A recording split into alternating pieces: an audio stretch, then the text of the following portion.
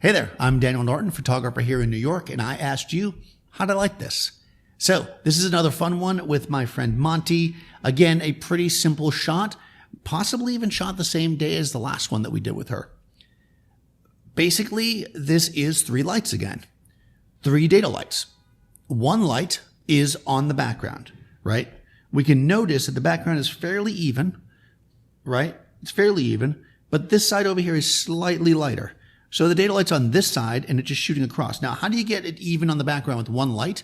Well, you back it up, right? So if this is the background here, instead of, I want to put my light back here. The further back my light is, the more it will spread out and make it even. The second light is, I believe, just right next to that, if I'm not mistaken. She's right here and it's going back this way. So that's this light, right? We're getting this rim on the side of her face. And the third light, again, is my super favorite softbox. She's here, this is her. The softbox is like right there, like just overhead, off to the side, lighting her face, causing these beautiful shadows, but there's enough of it wrapping around so that we don't get total darkness here, even though it's pretty close with the fall off.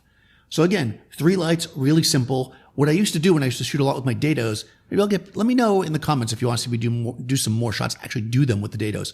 But what I used to do was I would just set all 3 up on stands, and when the person got there, we would just play.